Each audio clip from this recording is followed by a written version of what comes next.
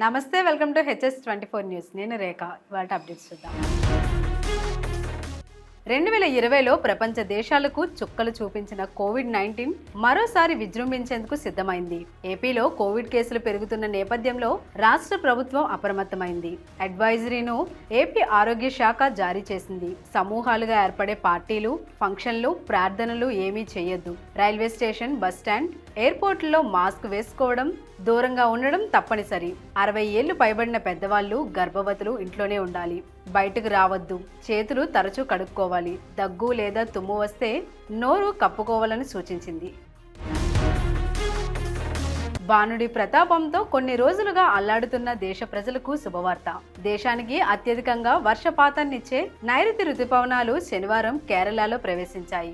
సాధారణం కంటే 8 రోజుల ముందే ఈ రుతుపవనాలు దేశంలోకి వచ్చాయి. దీంతో 2009 తర్వాత భారత ప్రధాన భూభాగంలో రుతుపవనాలు ముందుగా ప్రవేశించాయని భారత వాతావరణ శాఖ తెలిపింది. అంటే 16 ఏళ్ల తర్వాత నైరుతి రుతుపవనాలు అంచనాల కంటే ముందుగా వచ్చేశాయి.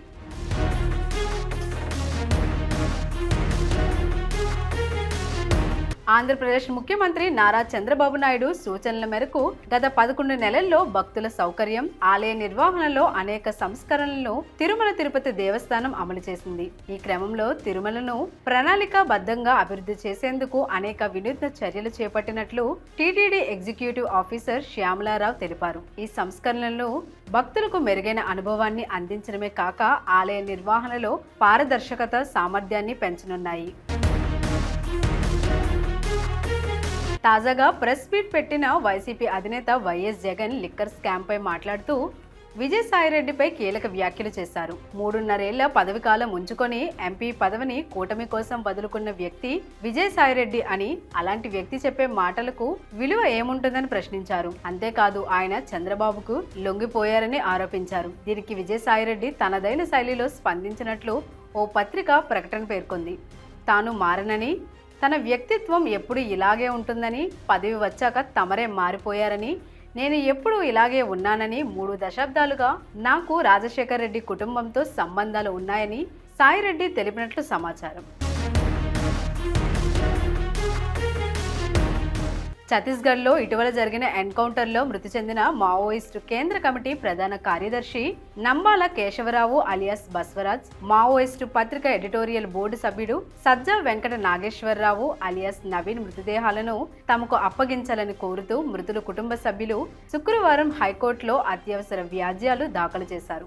కేంద్ర హోంశాఖ కార్యదర్శి, ఛత్తీస్గఢ్ పోలీస్ శాఖ, CRPF DG, Srikakulam SP, Chirala పోలీసులు మృతదేహాలను అప్పగించకపోవడం చట్ట విరుద్ధమని పిటిషనర్లు పేర్కొన్నారు. పలుమార్లు విజ్ఞప్తి చేసిన మృతదేహాలను అప్పగించకపోవడం బూటకపు ఎన్కౌంటర్ అనుమానాలకు తావిస్తుందని ఆరోపించారు.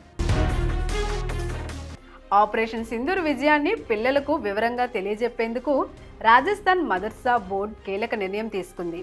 తమ ఆధ్వర్యంలో నడుస్తున్న మదర్సాలో ఆపరేషన్ సింధూర్ను సిలబస్లో చేర్చేందుకు సన్నాహాలు చేస్తున్నట్లు మదర్సా బోర్డు చైర్మన్ చోప్దర్ వెల్లడించారు. అందుకోసం సెకండరీ ఎడ్యుకేషన్ బోర్డు నుండి అనుమతుల కోసం ప్రయత్నిస్తున్నామని చెప్పారు. తాను సైనిక కుటుంబం నుండి వచ్చానని, ఆపరేషన్ సింధూర్ ద్వారా భారత దళాలు చూపిన ధైర్యాన్ని మదర్సా పిల్లలను కూడా నేర్పించాలనుకుంటున్నానని చైర్మన్ చోప్దర్ అన్నారు.